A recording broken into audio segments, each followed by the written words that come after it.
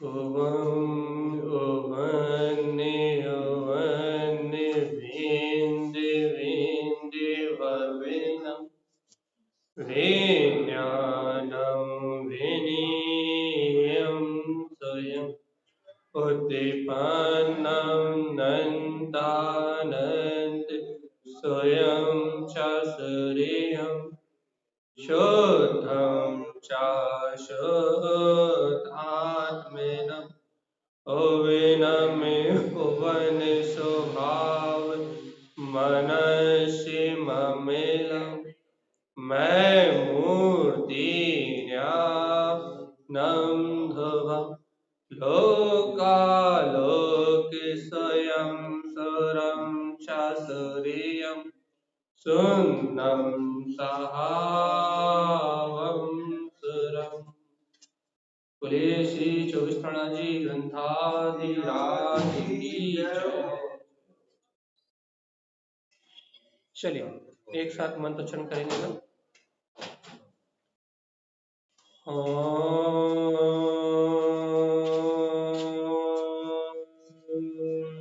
नमः ओम सिद्धे नमो नमः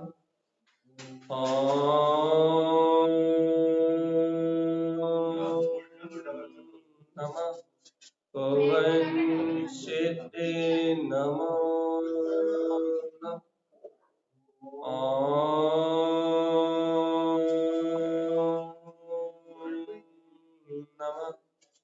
ओम सिद्धे नमो परमाराध्य महाजनवाणी सद्गुरुवर श्रीमद चिंतानंद स्वामी और सर्वज्ञ परमात्मा के अमृत में ज्ञान दशा यह श्री 24 थानाजी ग्रंथराज जी, जहाँ अपन 24 थानाजी ग्रंथाधिराज के माध्यम से आचार्य तारण स्वामी की अंतर साधना को समझ रहे हैं और अपना जीव कैसे इन दुर्गतियों से बच सकता है, क्योंकि संसार में जो भी जीव है वो इन 24 स्थानों में से कहीं ना कहीं तो पाया ही जाए। 24 स्थान अर्थात 24 ठिकाने हैं। काय के 24 ठिकाने हैं? जीव के रहने के 24 ठिकाने हैं। और यदि जीव संसार दशा में है तो इन 24 ठिकानों में कहीं ना कहीं पाया जाएगा, जिसमें से अपना अभी स्थावर काय की बात चल रही है। और स्थावर काय में अपन पृथ्वी काय अर्थात पृथ्वी कायिक जीव की बात कर रहे हैं। यदि जीव अपने स्वभाव को भूलता है, अज्ञान भाव में रत होता है, विषय कषाय में ही यदि उसका मन लगा हुआ है, 5 इंद्रिय भोगों में यदि उसका उपयोग लगा है, तो वो जीव आत्म स्वभाव का विस्मरण करके अपने ज्ञान स्वभाव को प्रिय ना जान के, अप्रिय मान के क्या करता है, इंद्रिय विषयों में ही आचरण करता है। तो उसका सारा स्वभाव विपरीत हो जाता है। विपरीत हो जाता मतलब अपने आत्मा से उल्टा हो जाता है। मतलब बाहर में करना धरना, मिथ्यात्म मोह राग, इस रूप उसका पूरा स्वभाव हो जाता है। और विपरीत स्वभाव होने के कारण से क्या होता है कि वह जीव एक इंद्रिय स्थावर काय में जन्म देता है। और तारण स्वामी कह रहा है सम्मूर्छन जन्म लेता है, 12,024 बार एक अंतर मुहूर्त के अंदर अंदर जन्म मरण करता है। तो ये उस जीव की बात है जिसे अपनी आत्मा का स्मरण नहीं। लेकिन जो जीव वहां से निकलता है, जैसे अपन निकला है कि नहीं निकलता, जो जीव अनंत काल तक इन दुर्गतियों परिभ्रमण करके बाहर निकलता है, उसके लिए तारण स्वामी ने कहा था कि भुक्त विनंद विली, उसका दुखों का भुगतान करना बिला जाता। तो अब वो संसार दुखों को सहन नहीं करता। और क्यों नहीं करता भैया? ज्ञान अनमोद अबलवली विषय गली। क्या करता है वो अपने ज्ञान स्वभाव के आश्रय से अबलवली, अबलवली मतलब तो समझते हैं ना, अबलवली, अबलवली का मतलब पता है? अबल मतलब अबल, आत्मा पर के लिए अबल है और आत्मा के लिए बली, बलवान, अनंत बल का धारी, अबल बली है ना नहीं आत्मा। तो क्या करता है वह जीव कि ज्ञान अनुमोद, अपने ज्ञान स्वभाव की अनुमोदना से अपने अबल बली स्वभाव को प्रकट कर लेता है। अर्थात उसे ये बोध हो जाता है कि इंद्रिय विषय भोगों से, उद्गल विषयों से आत्मा का कोई संबंध नहीं और पर से तो कोई संबंध नहीं, एक द्रव यहाँ से यहाँ नहीं रख सकता, लेकिन अपने आप में आत्मा इतना बलवान है कि अभी हाल ही इसी क्षण इसी घड़ी इसी पल अनंत सुख का वेदन कर सकता है, लोकालोक को जान सकता है। बलि तो इतना है कि अभी हाल ही एक समय में 14 राजू गमन करते हुए और सीधे सिद्ध शिला के लोक अग्र में विराजमान हो सकता है। ताकत तो इतनी है, एक समय में कितना भी गमन कर सकता, लोक के अग्रभाग में जा सकता, ताकत तो इतनी है। लेकिन भगवान आत्मा इतनी अधिक सामर्थ्यवान होने के बाद भी, इतना सामर्थ्यशाली जीव होने के बाद भी, जब तक अपने ज्ञान स्वभाव का आशा नहीं लेता, मतलब जब तक अपने आप को अवल नहीं मानता, अवल मतलब मैं पर का कर्ता नहीं हूं, पर का भोक्ता नहीं हूं, पर का स्वामी नहीं हूं, पर का परिणमन नहीं कर सकता, जब तक अपने आप को अवल नहीं जानता, तब तक बलि, तब तक अंतरात्मा का वीर प्रकट नहीं होता, उसकी अंतर जो चेतन शक्ति है वो उत्पन्न नहीं होती। जब तक अवल नहीं जानता तब तक बलि नहीं होता। कारण समय क्या कह रहा है कि अपने ज्ञान स्वभाव की अनुमोदना से अपना अवल वाली स्वभाव प्रकट होता है और विषय गली, और क्या होता है विषय गली, क्या गले जाते हैं भौतिक विषय। 5 इंद्रियों में सुख रूप जो मान्यता है, 5 इंद्रिय के विषय भोगों की जो रुचि है वो अपने आप ही गल जाती। और क्या क्या गलता सुनो तो, अनिष्ट व्रत, देखो क्या क्या गलते हैं। अपन सोचते हैं कि भैया क्या गलता है क्या गलता है, तो देखो तारा समय क्या अनिष्ट व्रत, जो अनेक प्रकार के व्रत ले रखे ना, जिन्हें अनिष्ट कहा, आत्मा की सूरत के बिना लिए थे ना, अज्ञान सहित व्रत किए थे ना, आत्मा की सूरत के बिना लिए थे ना, तो तारा समय अनिष्ट व्रत, तप अनेक प्रकार के तप तप रहा था, क्रिया अनेक प्रकार की क्रिया कर रहा था, अनिष्ट श्रुत तो अनेक प्रकार के श्रुत का ज्ञान उत्पन्न करा था उसने, बहुत सारे शास्त्र पढ़े थे, तारा समीकरण अनंत बिली, ये सारा का सारा गल जाता। देखो भगवान, जब आत्म स्वभाव की महिमा उत्पन्न होती है तो अज्ञान दशा में होने वाले व्रत, अज्ञान दशा में होने वाला तप, अज्ञान दशा में ग्रहण करने वाली क्रियाएं, अज्ञान दशा में जो अपन शास्त्र पढ़े हुए हैं वो अनिष्ट श्रुत अनंत बिली, वो सब भी पूरा का पूरा बिला जाता है। ये है आत्मा की महिमा। अपन आत्मा की महिमा क्या है, आत्मा किसी क्रिया से नहीं बनी, अपना जो जीव तत्व है, अपन जो अपने आप को ज्ञात तत्व भगवान आत्मा कह रहा है, अपनी आत्मा किसी क्रिया से नहीं बनी। और यदि अपन व्रत कर रहा है, तप कर रहा है, करना चाहिए नहीं करना चाहिए वाली बात नहीं है, लेकिन यदि अपन व्रत कर रहा है, तप कर रहा है, क्रिया कर रहा है या शास्त्र पढ़ रहा है, तो इसके पीछे अपना अनिष्ट मतलब अपना अभिप्राय क्या है, धन बढ़ जाए, नाम बढ़ जाए, स्वर्ग मिल जाए, या सब लोग करते हैं, समाज के सभी लोग करते हैं तो हम करना है, पंडित जी ने कहा इसलिए हम कर रहे हैं, किस लिए करते हैं, हमने इतने नियम लिए, व्रत लिए। यदि अपन ये व्रत नियम तप क्रिया, यदि अपन ये सब मुक्ति के लक्ष्य से करते हैं कि नहीं भैया पापों के आश्रय से छूटना है और अपने उपयोग को आत्म स्वरूप के सम्मुख करना है, उपवास आत्मा में निवास करना है और अज्ञान के विषय बंधनों को तोड़ना है, यदि इस लक्ष्य से अपन करते हैं तो इष्ट है, तो अपने लिए हितकारी है। भाई देखो आज अपन ने उपवास किया तो आज क्या करेंगे, आज दुकान पे कम समय बैठेंगे, चौके का काम कम करेंगे, और क्या करेंगे आज तो तीनों टाइम में समय करेंगे, और सद गई तो चारों टाइम भी करेंगे, सद गई तो यदि ऐसा किया उपवास तो अनिष्ट नहीं है, तो निर्माण का कारण है। क्यों? क्योंकि आपने अपने परिणामों को बिगड़ने से रोका और एकांत में सामायिक चिंतन, तत्व चिंतन, स्वाध्याय करके अपन ने अपना काम बनाया। और यदि आपने उपवास कर लिया और पिकनिक मनाने चले गए तो फिर क्या, उपवास किया और दिन भर रोटी बनाने में निकल गई तो, दुकान चलाने में निकल गई तो फिर क्या। यदि भेद ज्ञान नहीं हुआ, तत्व का निर्णय नहीं लिया और वस्तु स्वरूप को जान के यदि अपने कसाय के परिणाम मंद नहीं हुए, अपना उपयोग अंदर की ओर नहीं गया, तो फिर क्रिया हो गई ना। और तारा सामने स्पष्ट लिख दिया देखो कि वो अनिष्ट व्रत जो लोगों को दिखाने के लिए व्रत लिए जाते हैं, मान प्रतिष्ठा के लिए लिए जाते हैं, तब जो उपवास किया जाता है, भाई हम 10 दिन उपवास कर रहा है सम्मान लेने के लिए, तब क्रियाएं की जाती हैं, सुख की बहुत सारी क्रियाएं की जाती है, पुण्य की क्रियाएं की जाती हैं, पूजा पाठ आदि आदि। और अनिश्चित बहुत सारे शास्त्र को भी पढ़ा जाता है, क्यों? लोगों को सुनाने के लिए कि हम ही सुना रहे हैं हम तो बहुत बड़े ज्ञानी, बताने के लिए, सुनाने के लिए। तारण स्वामी कह रहे हैं ये सब अनिष्ट है, अनंत विली, ये सारा अनंत अनंत जितना अनिष्ट भाव है सब मिला जाएगा। क्यों मिला जाएगा? क्यों मिला जाएगा ये सब? क्योंकि भगवान जी अनिष्ट है। अनिष्ट क्यों है गुरु महाराज? अरे भगवान आत्मा, इसमें तुम नहीं हो ना, इसलिए अनिष्ट। ये सारी क्रियाएं तो हो रही हैं, लेकिन ये सारी क्रियाएं जिस स्वभाव के आश्रय से होनी चाहिए उस स्वभाव को विस्मरण करके हो रही हैं। और भगवान आत्मा, जब तक ये क्रियाएं आत्मा को भूल के होंगी, अपने स्वभाव के लक्ष्य को छोड़ के होंगी, तब तक अपने अंतर का कल्याण होने वाला। क्या कर रहे हैं अपन भी ऐसे कुछ तो नहीं कर रहे। वैसे तो व्रत नियम संयम से अपना कोई नाता ही नहीं, और एक कभी कभार कर भी ले, वैसे तो नाता ही नहीं है।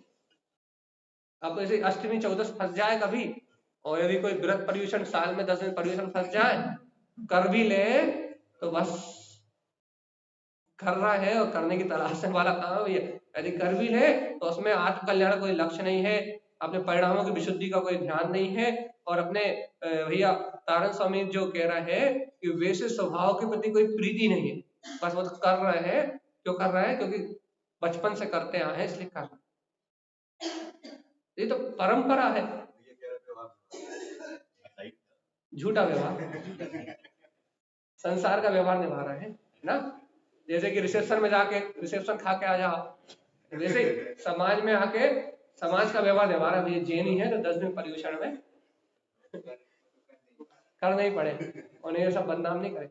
और आजकल तो भैया छूट हो गई है कि 1 हरी ले लेते हैं, 2 हरी ले लेते हैं, शाम को फरार कर लेते हैं। आज बहुत छूट है आज। वही तो कह रहे हैं,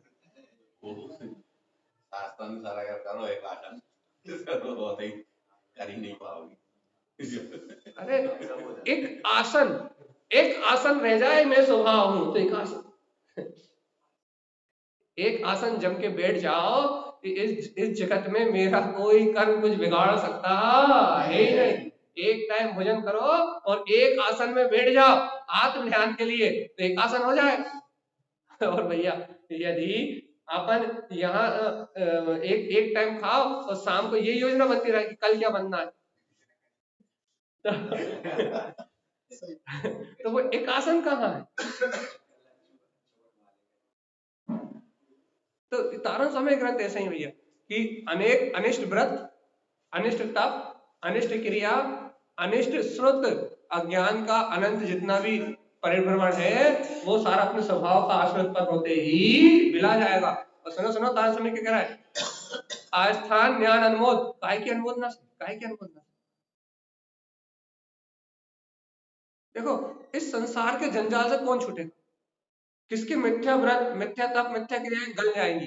कौन है जो अपने कल्याण का मार्ग बना पाएगा? तो तारण स्वामी कह रहे हैं आस्थान ज्ञान अनुमोद, कौन कौन का काम बनेगा?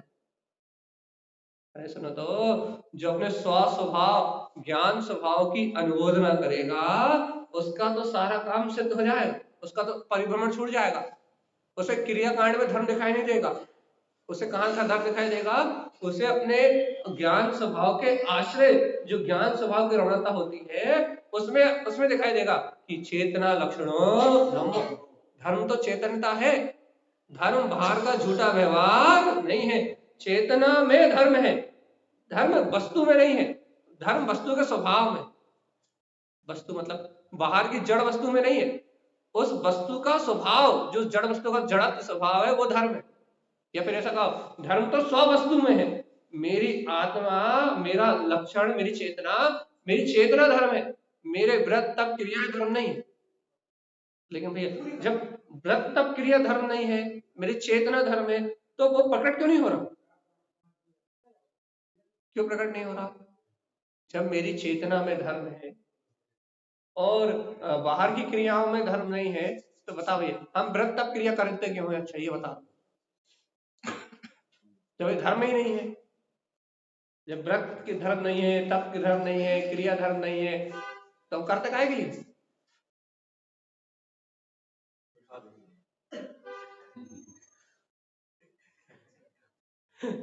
नहीं ऐसा, हाँ अब अज्ञानता है तब तक तो ये सत्य है आपकी बात, लेकिन ज्ञानी क्यों करते हैं ये सब? आप अपनी बात छोड़ दो, अपनी बात तो आपने हमारी और अपनी सही कह दी कि आप और हमको दिखावे के लिए कर रहे हैं। ये बता दो कि ज्ञानी क्यों करते हैं व्रत तप क्रिया? बाहर से हाँ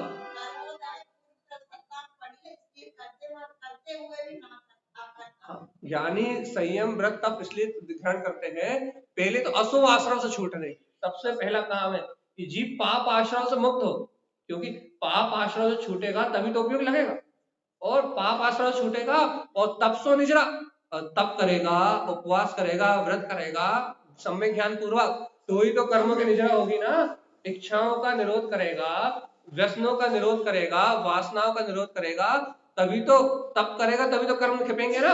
और तप ही नहीं करेगा, साधना ही नहीं करेगा, संयम ही ग्रहण नहीं करेगा, तो कर्मों की निजरा कैसे होगी? कर्मों से मुक्त होना है कि नहीं होना? ज्ञानी तप करता है कर्मों को क्षय करने के,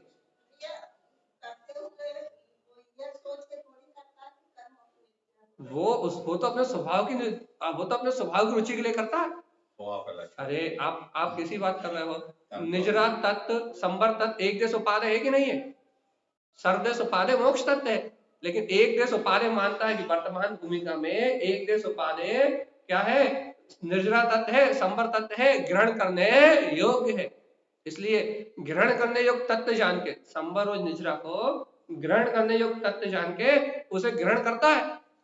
इससे क्या हो कि कर्मों का आना रुके और आत्मा कर्मों से हल्की रहे, और तब करके सत्य कर्मों को क्षय करता है, तभी तो मोक्ष आता है। सर्वदेश उपाधि तो आत्मा ही है, मोक्ष तत्व है, अपन पढ़ते कि नहीं पढ़ते 7 तत्वों में है गे और उपाधि, तो भैया आश्रम बंध तत्व तो है कि नहीं? आत्मा गे है, आत्मा के निशान ले, जीव तत्व गे है, स्वीकार करने योग्य है, लेकिन उपाधि क्या है? मोक्ष तत्व है कि नहीं है? और एक देश उपाधि संवर और निजरा। तो यहाँ संयम नियम व्रत तप काय के लिए है? दिखाने के लिए। अब घर वाले जबरदस्ती करवाते हैं, कहते हैं कि भैया पर्यूषण में तो कर लो, 14 के दिन तो कर लो, 14 के दिन तो अवश्य छोड़ दो, इसे करवाते नहीं करवाते जबरदस्ती घर वाले? जबरदस्ती करने के लिए है कि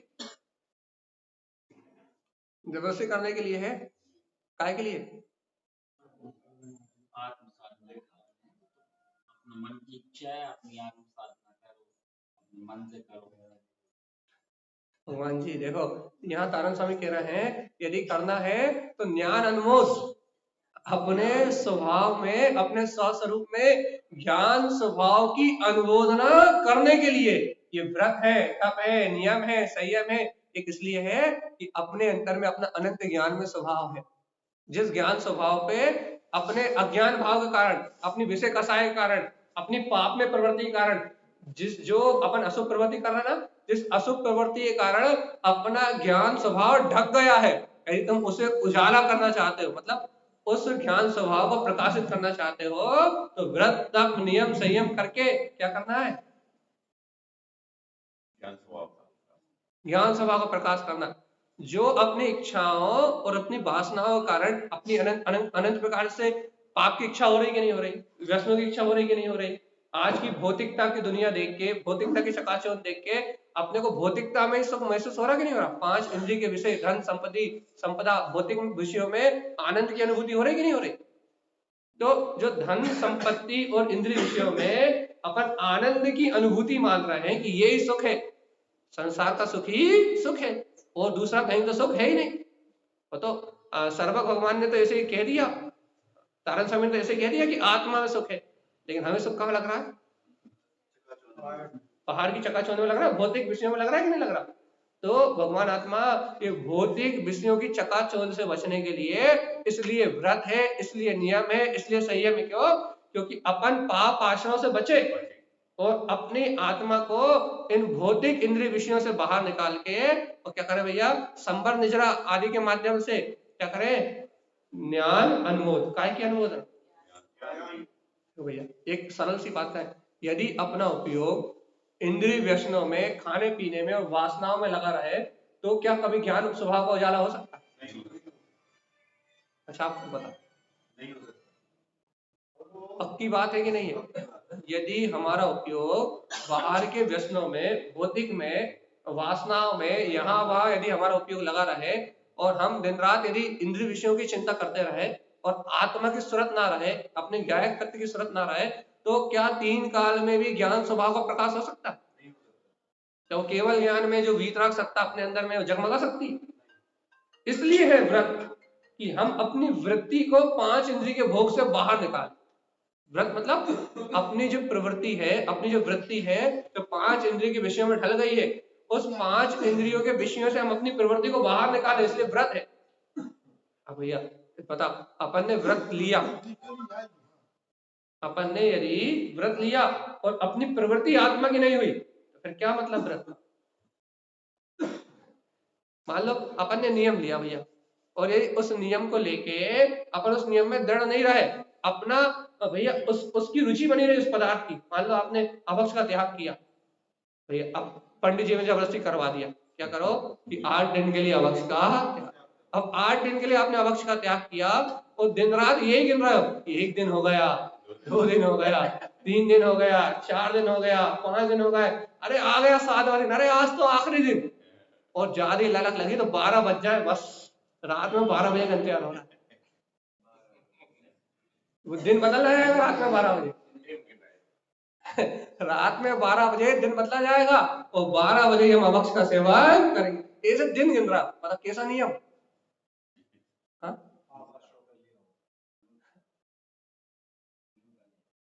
ये कैसा नियम? ये कहाँ का नियम? ये किसने लिया? तो तारक हम यही कह रहा है, अनिष्ट भाव सहित जो नियम, व्रत, तप, क्रिया आदि करी जाती हैं, शास्त्र पढ़े जाते हैं, ये सारा अज्ञान बिलाएगा। कब बिलाएगा? जब ये स्वीकार करोगे कि मैं ज्ञान स्वभावी आत्मा हूं। कैसे ज्ञान स्वभाव के अनुभव न करोगे? कैसे? आस्थान आयरन ज्ञान प्रियो, स्व स्वभाव में आचरण करोगे ज्ञान स्वभाव की प्रियता से। पहले विश्वास तो कर लो कि ज्ञान स्वभाव नाम की कोई वस्तु है भी नहीं है। पहले ये पता तो लगा लो, ज्ञान स्वभाव नाम की कोई वस्तु है कि नहीं है? है? आत्मा की जिसकी अपन चर्चा कर रहे हैं, ऐसी ये आत्मा कि ज्ञान स्वभावी आत्मा नाम की कोई वस्तु है या नहीं है? यदि भगवान जी अपने को निर्णय नहीं हो कि मैं ही वो ज्ञान स्वभावी आत्मा हूं, और यहाँ तारण स्वामी कहता रहा है कि प्रेम पूर्वक उसमें आचरण करो, पर वस्तु से प्रेम मत करो, पर वस्तु की प्रियता मत रखो, प्रियता करो अपने गायक स्वभाव से। क्यों? क्योंकि प्रिय गायक स्वभाव में आचरण करोगे तो जितने सारे कर्म है वो सब बिला जाएंगे, और क्या होगा? अनंत जिनरन जिन्नाथ रमण नंद तम परमानंद। क्या होगा? यदि तुम अपने अनंत स्वभाव में, अर्थात अनंत चतुष्ट स्वभाव में, जिनरंज वीतराग स्वभाव में रंजायमान हो गए, तो जिननाथ जो जिनेन्द्र स्वरूप है उसमें रमणता प्रारंभ हो जाएगी। और नंद, और हे नंद में आत्मा, तम परमानंद, तुम क्या हो जाओगे? तुम परमानंद को प्राप्त हो जाओगे, मतलब भौतिक इंद्रिय सुख से छूट जाओगे, और परमानंद जो सिद्ध भगवान जिस सुख को भोग रहे हैं उस परम सुख को प्राप्त कर लो। हे नंद, तुम परमानंद में हो जाओगे, ऐसा तारण स्वामी कह रहा है। हे आनंद के नाथ, तुम परमानंद हो जाओगे, जिन्नाथ स्वभाव में रमणता प्राप्त करो। तो बता भैया, तारण स्वामी की ये बातें स्वप्न लगता है कि स्वप्न? स्वप्न देखा हुआ स्वप्न है, स्वप्न नहीं, हकीकत है। तारण स्वामी यहाँ जो दिखा रहे हैं, क्या दिखा रहा है कि हे भव्य आत्मा सुनो, तुम परमानंद, ये जो भौतिक इंद्रिय विषयों का सुख भोग रहे हो ये तो क्षणभंगुर है, विनाशिक है। यहाँ जो क्या हिंसानंदी, मृषानंदी, चौर्यानंदी, आब्रह्मानंदी, ये जो रोद्र ध्यान में आनंद मान रहे हो, ये आनंद तो नरक का, दुर्गति का कारण है। लेकिन सुनो सुनो नंद, तुम स्वयं नंद स्वभावी हो, और तम परमानंद, और अपने जिन्नात स्वभाव में रमण करोगे, अनंत जिन स्वभाव में रंजायमान होगे, वीतराग स्वभाव का आनंद मनाओगे, तो परमानंद तुम कैसे हो जाओगे? तुम ही परम आनंद में हो जाओगे, तुम स्वयं। अब ये बताओ भैया, जब तारण स्वामी कह रहा है कि तुम नंद हो और तुम अपने स्वभाव में आचरण करोगे तो तुम परमानंद हो जाओगे, तब तारण स्वामी की ये बात सच्ची लग रही है, झूठी लग रही है? अच्छा एक बात बताओ, यदि यहाँ कोई पंडित जी आ जाए भविष्य देखने वाले और वो कह दे बेटा आज तो तेरा पाप पौधे चल रहा है, 4 दिन बाद तेरी लॉटरी खुलेगी और तू अरबपति हो जाएगा, यदि कोई पंडित जी ऐसी भविष्यवाणी करे तो कैसी लगेगी? बहुत अच्छी लगेगी। सच्ची लगेगी कि झूठी लगेगी?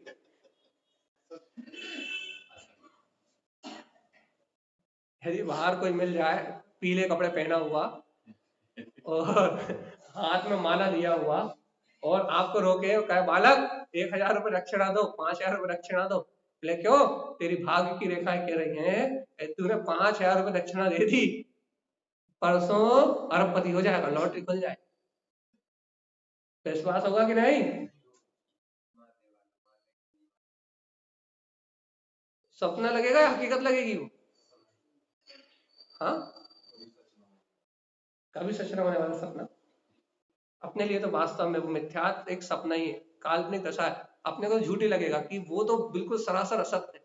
तो भगवान जी जैसे वो ढोंगी पंडित की वो बातें एकदम काल्पनिक लग रही हैं, एकदम झूठी लग रही हैं, अंतर से कहीं से लेके कहीं तक उन पर विश्वास नहीं हो रहा, वैसी भगवान आत्मा कारण स्वामी कह रहा है कि तुम अनंत चतुष्टय में स्वभाव के धारी हो, जिनरंज तुम नंद स्वरूप हो, और यही तुम ऐसे जिन स्वभाव में आचरण रमण करोगे तो परमानंद हो जाओगे। अब ये तो बीतरागी सच्चे गुरु कह रहा है, स्वार्थी स्वार्थी पंडित तो बोल नहीं रहा। अभी कौन बोल रहा है? वीतरागी भावलिंगी सच्चे गुरु कह रहा है, वो सर्वज्ञ की वाणी कह रहा है। भैया पंडित की बात तो झूठी लग रही थी, लेकिन ये तारण स्वामी तो वीतरागी हैं, राग देश से मुक्त है, तुमसे 1 पैसा भी नहीं चाहिए, ना दक्षिणा मांग रहा है ना तुमसे कुछ ले रहा है। इनकी बात सही लग रही है कि झूठी लग रही है?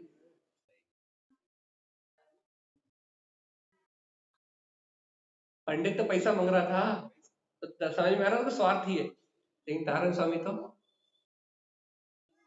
तारण स्वामी क्या मांग रहा है?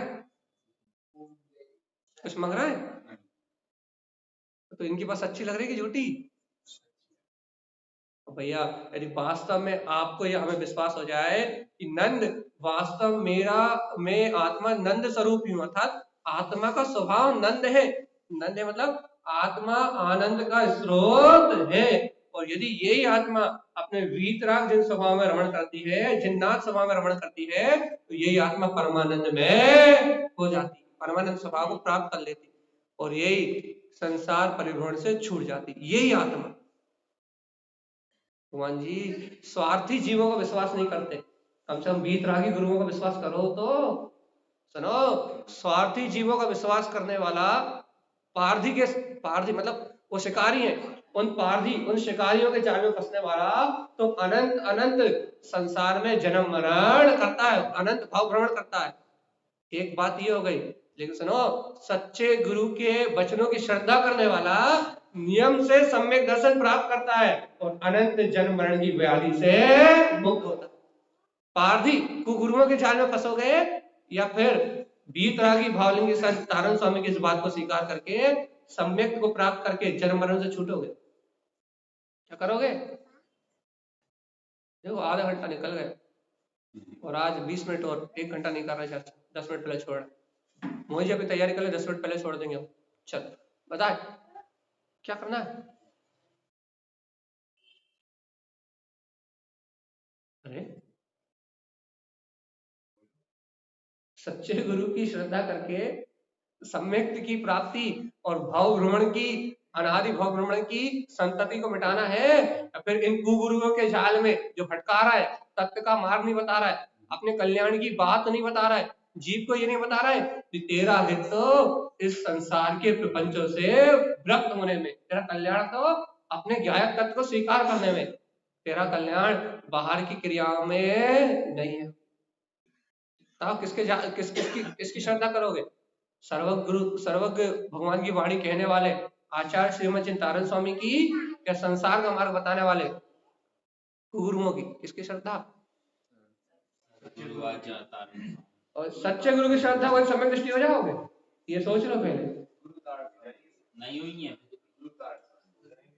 है भी नहीं है समय, जब अपने अंदर से श्रद्धा आ जाएगा जब ही तो भाई तो हम कह रहे हैं सच्चे गुरु की यदि श्रद्धा कर लोगे तो सम्यक दृष्टि हो जाओगे। श्रद्धा कर लोगे तो हो, नहीं करोगे तो नहीं। यदि वास्तव में सच्चे गुरु की श्रद्धा हो जाएगी तो सम्यक दर्शन प्राप्त हो जाएगा। सावधान है ना, क्योंकि श्रद्धा करोगे तो सम्यक दर्शन हो जाएगा।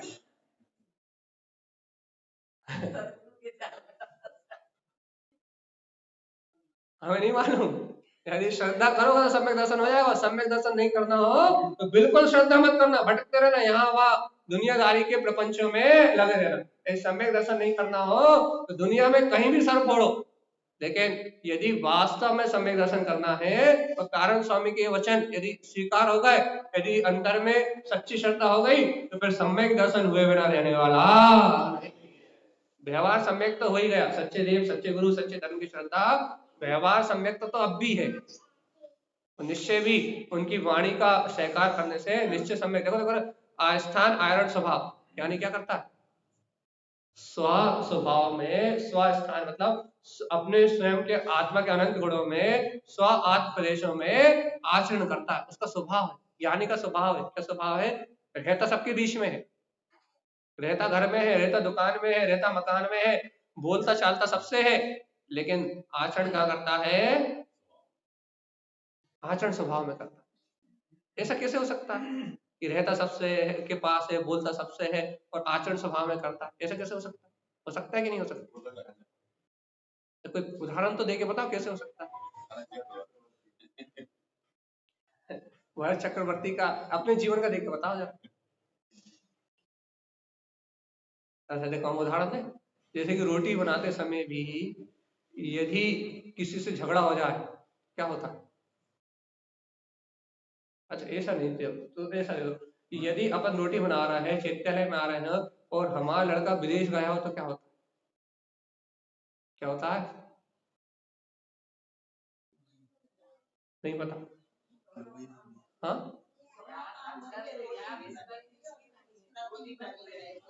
रोटी अपनी जगह बनती है और उसकी स्मृति अपनी जगह रहती है। यदि कोई भी अपनी प्रिय वस्तु है, वो प्रिय वस्तु की सूरत, जैसे अच्छा मान लो 12th एग्जाम चल रहा है, बोर्ड एग्जाम चल रहा है, आप, हाँ गाड़ी चलाने का उदाहरण बहुत अच्छा। यदि आपके 12th के एग्जाम चल रहे हो ना, तो आप 12th के एग्जाम चल रहे हो तो आपको अच्छा अच्छा खाने दे दो, अच्छी सब सुविधा दे दो, सब अच्छा कहने दे दो, लेकिन 12th के एग्जाम जब चलते हैं तो दिमाग कहाँ है? क्यों? रोटी बना खाते समय भी, सब काम करते समय भी, सारी चीजें करते समय भी दिमाग कहाँ रहता है?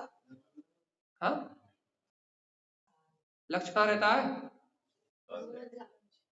दुनिया की बातें सब एक तरफ, लेकिन पूरा क्रियाएं करते हैं, पूरा सब कुछ करते हुए दिमाग पूरा का पूरा वही है। अरे वैदिक प्रतिष्ठा का उदाहरण ले लो, सो रहे हो या जाग रहे हो, पत्रिका लिखनी है, ये व्यवस्था मिलानी है, वो व्यवस्था मिलानी है, ये काम करना है, वो काम करना है, क्या होना है क्या नहीं होना, काम कर रहे हो घर के दुकान के, लेकिन दिमाग कहाँ पूरा? तो पूरे आयोजन में है कि नहीं? तो भगवान जी एक बात बताओ, देखो अपने कितने सारे उदाहरण दे दी। एक बात बताओ, जब ये सारे काम होते समय भी अपना लक्ष्य दूसरा होने के कारण से ये सारे काम गौण हो जाते हैं और पूरा उपयोग उसी लक्ष्य पे जमा है।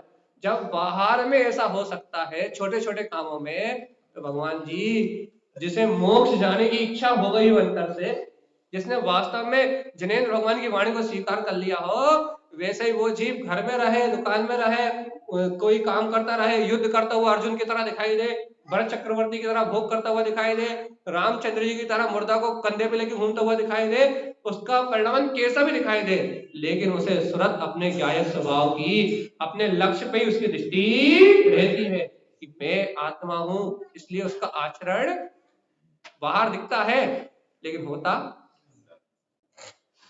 दिखता बाहर है कि बोल रहा है, चाल रहा है, लड़ रहा है, लेकिन आचरण होता अंदर। कितनी व्यवस्थित व्यवस्था। अच्छा बताओ, अभी वैदिक प्रतिष्ठा का आयोजन है, यदि कोई आपसे जोर से बोल भी दे, हमारा प्रोग्राम ना बिगड़ जाए, भैया ठीक है, बिल्कुल सब पूरा व्यवहार बदल जाता है। ना गुस्सा आती, और आ भी रही हो तो छोड़ दी जाती है, कर दी जाती नहीं, करे कोई भी काम हमारे लक्ष्य से विपरीत ना हो जाए, इसलिए बिल्कुल जरा सी भी कोई आकुलता नहीं होती। और बेशक यदि कोई एक शब्द भी बोल दे तो सुना नहीं जाता, लेकिन अभी कोई 4 भी बोल दे तो कहा नहीं जाता। ऐसे ही जैसे अभी अपना व्यवहार हो गया है कि अपना आयोजन, इसलिए वैसे ही भगवान आत्मा जब ज्ञानी जीव का क्या लक्ष्य मोक्ष मार्ग का होता है, तो फिर कोई उससे कुछ अच्छा कहता रहे, बुरा कहता रहे, दुनिया वाले कुछ भी करते रहे, क्योंकि उससे स्वीकार हो गया है कि ये संसार आखिर है और मुझे इसमें रहना नहीं है। तो आप उससे कुछ बोल भी दोगे तो वो आपसे कहेगा उत्तम क्षमा भी, हमारा आपसे कोई लेना देना नहीं, और अपना काम करके अपना काम बनाता है। इसलिए ज्ञानी जीव संसार में रहते हुए भी संसार में नहीं है। संसारी जीव क्या है भैया? संसारी जीव संसार में रहते हुए उस संसार का लक्ष्य होने के कारण से उसका उपयोग संसार में लगा रहता है, और ज्ञानी जीव संसार में रहते हुए, संसार के बीच में रहते हुए उसका उपयोग संसार में नहीं लगा रहता। पर इतना सा अंतर है एक ज्ञानी में और अज्ञानी में। कितना सा अंतर है कि अपना लक्ष्य संसार का है, इसलिए अपने को होने वाली क्रियाओं में एकत्व है। अपन संसार का लक्ष्य होने के कारण से अपन पाप कार्यों में उत्साह पूर्वक, रुचि पूर्वक अपनी एक में एक दशा करके और अनंत कर्मों का आश्रय बंद कर रहे हैं। तो ज्ञानी को बस इतना ही सार है क्या कि उसका लक्ष्य मोक्ष का है, तो तुम चिल्ला लो, तुम बोल लो, तुम्हें संसार के जीव जो करना हो कर लो, हमें अंतर पड़ने वाला नहीं। क्यों? क्योंकि जब तक हमारे प्रयोजन की सिद्धि नहीं हो जाती, जब एक वैदिक प्रतिष्ठा के प्रयोजन से इतनी क्षमता आ सकती है, तो मोक्ष के जब तक हम अपने सिद्ध स्थान में प्रतिष्ठित नहीं हो जाते, तब तक भैया हमें किसी से कुछ लेना देना नहीं। तारा साहब ने ये कहा था कि हे नंद तुम परमानंद, हे नंद तुम परमानंद हो जाओगे, हे नंद तुम परमानंद हो जाओगे जब स्व स्वभाव में आचरण करोगे, तो नंद परमानंद हो जाएगा भाई। और यदि ऐसे परमानंद स्वभाव में आचरण नहीं करेंगे तो अनंत 84 लाख योनि में परिभ्रमण करेंगे। क्या करना है? क्या उपयोग है? क्या करना है? अपना स्वभाव,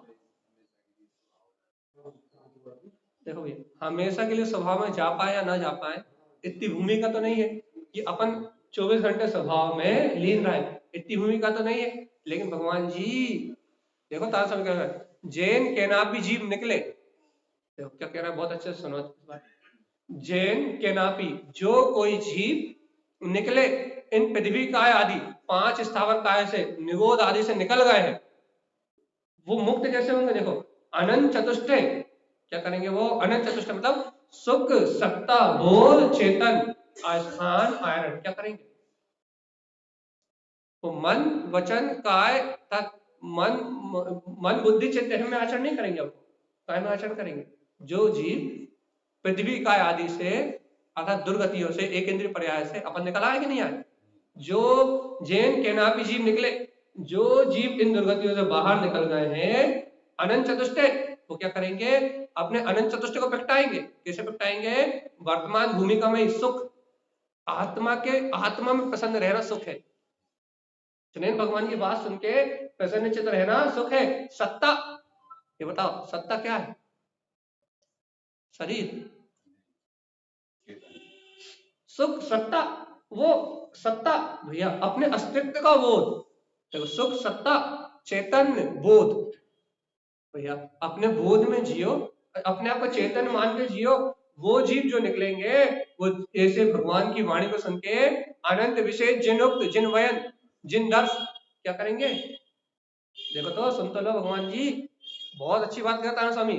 अनंत विशेषताओं में जिनुक्त, जो जिन्हें भगवान ने कहा है वो ही कहेंगे। जिनवयन, जिन वचनों को स्वीकार करेंगे, जिन दर्श जिन्हें भगवान ने जो कहा है वैसे वीतराग स्वभाव का ही दर्शन करेंगे, जिन्हें भगवान ने जो लक्ष्य दिया है उस लक्ष्य को ही ग्रहण करेंगे, जिन अलग क्या करेंगे, अपने वीतराग अलग मतलब जिसे इंद्रियों से लखा नहीं जा सकता उस अलग स्वभाव को लखेंगे, जिन इच्छ काय की इच्छा करेंगे, अरे जिन मतलब अपने वीतराग स्वभाव में रमण करने की इच्छा करेंगे, जिन रंज आत्म स्वभाव में प्रसन्न रहेंगे, जिन रमण जिन स्वभाव में रमण करेंगे, जिन स्वभाव क्यों, क्योंकि अपना स्वभाव कैसा है, अपना स्वभाव वीतराग स्वभाव है, जिन सूक्ष्म स्वभाव, कौन सा स्वभाव,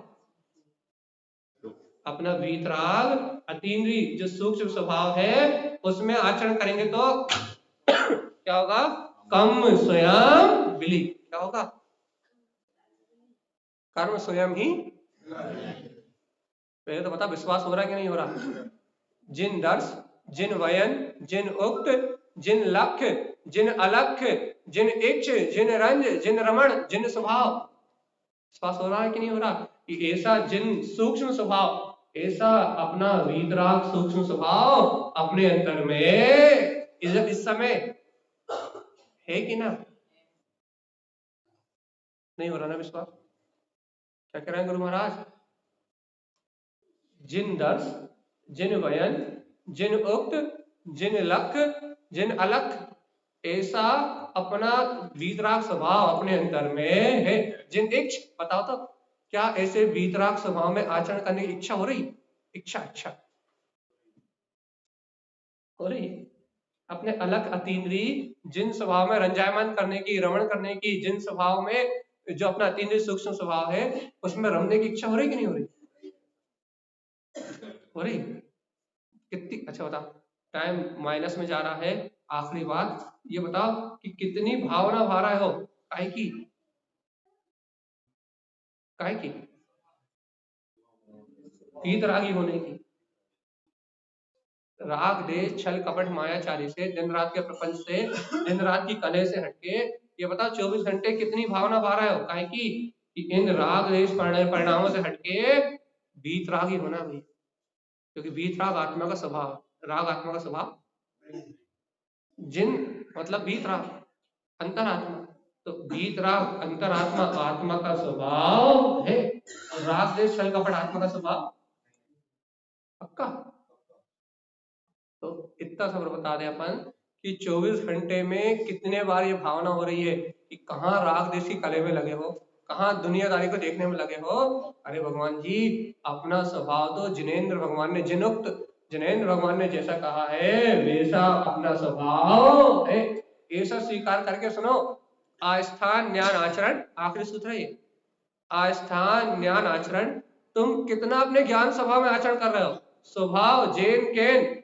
निवाणम पदम सिद्धम ध्रुवम, क्या कह दिया तारा स्वामी ने आखिरी बात, पृथ्वी का निरूपण पूरा, आस्थान ज्ञान आयरण, कितना तुम स्वरूप में आचरण कर रहे हो, स्वभाव जेन केन मतलब जैसे बने वैसे, जेन केन जो कोई भी ऐसे स्वभाव में आचरण को प्रकट करेगा, निर्वाणम क्या होगा, निर्वाणम पदम, निर्वाण पद को प्राप्त करेगा, और क्या हो जाएगा, सिद्धम ध्रुवम, क्या हो जाएगा, शाश्वत ध्रुवम मतलब शाश्वत सिद्ध पद को प्राप्त कर लेगा, जो कोई भी जैन के जो कोई भव्य आत्मा ऐसी दुर्गतियों से बाहर निकल के जिन भगवान की आज्ञा को स्वीकार करेगा, जिन भगवान के वचनों को देखेगा, जिन भगवान के वचनों के अनुसार स्वभाव को लखेगा, जिन स्वभाव की इच्छा करेगा, जिन स्वभाव में रंजायमान होगा, रमण करेगा, वो जो अतीन्द्रिय स्वभाव को जानेगा वो जीव क्या हो जाएगा, निर्वाण पद को प्राप्त करके सिद्धम ध्रुवम। अपना क्या हाल चाल है, हाँ जीरो, बिल्कुल ही जीरो,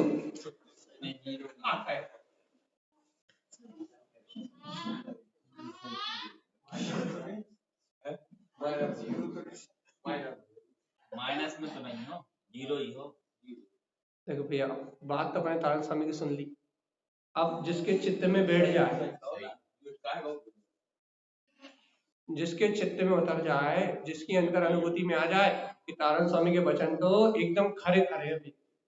यदि भगवान की वाणी तो एकदम खरी है कि यदि तुम्हें वो दिव्य ध्वनि स्वीकार है, तुम अपने आप को तारणपंथी कहते। हमने कल रात में भी कहा था, जो लोग नहीं आए थे उनके लिए रिपीट कर रहा है। यदि वास्तव में तुम तारण स्वामी की संतान हो, तुम वास्तव में तारणपंथी हो, यदि यथार्थ में हो, तो नकली वाले तो बहुत है। यदि वास्तव में यदि तुम तारणपंथी हो तो तारण स्वामी ने शुद्ध आत्म स्वभाव के अलावा और कोई उपदेश दिया ही नहीं। यदि वास्तव में तारणपंथी हो और अपने को अपने स्वभाव का बोध नहीं है, तारण स्वामी ने जो वीतरागता बताई है, जो तत्व बताया है, यदि उस तत्व का श्रद्धा नहीं है तो फिर कोई तारणपंथी नहीं है। क्योंकि तारणपंथी मतलब मोक्ष मार्गी, जिसे संसार के मार्ग की रुचि नहीं है, जिसे आत्म कल्याण की रुचि है, उसको कहते हैं तारणपंथी। और जिसको मोक्ष मार्ग की रुचि नहीं है, जिसे भेद ज्ञान की रुचि नहीं है, तो शरीर में अभेद हो रहा है, मन वचन कायिक की क्रिया में अभेद हो रहा है, जो नाना प्रकार की कसाई चल रही है, कले चल रही है, जो नाना प्रकार के इंद्रिय विषयों के भोग चल रहा है, जो उन इंद्रिय विषयों में गाफिल हो रहा है, वो तारण स्वामी के अनुसार जो मोक्ष मार्ग में स्वयं आगे नहीं बढ़ना चाहता, वो कभी तारणपंथी नहीं है। नाम के तारणपंथी नहीं, काम के तारणपंथी बनो। नाम के तारणपंथी तो अपने आप को तारणपंथी कहने से भी डरते हैं। तो नाम के है ना, वो तो अपने आप को तारणपंथी कहने से भी डरते हैं, यहाँ वहां भटकते हुए वो अपने आप को तारणपंथी कह भी नहीं पाते। लेकिन जो काम के तारणपंथी हैं, उनके जीवन से तारणपंथ झलकता है, उनके आचरण में तारणपंथ झलकता है, और जिनके आचरण में तारणपंथ झलकता है वही वास्तव में तारणपंथी है कि नहीं? तारण स्वामी की संतान। आखिरी बात, आखिरी सूत्र, ज्ञान आयरण स्वभाव। क्या? ज्ञान आयरण स्वभाव। जैन के जो कोई जीव अपने ज्ञान स्वभाव में आचरण करेगा, निर्वाणम क्या होगा? निर्वाणम पदम सिद्धम ध्रुवम, वही सिद्ध और ध्रुव के मुक्ति श्री को प्राप्त करेगा। ऐसा ही श्रीमद चिंतामणि स्वामी का हम समस्त भवजीवों के लिए मंगलमय उपदेश है। बोलिए आचार्य प्रवर सतवर संत आनंद तरणमलाचार्य जी महाराज की जय। उदय भैया आगे की आप ले लो, जब तक मोहित जी जुड़ना। चलिए आशीर्वाद।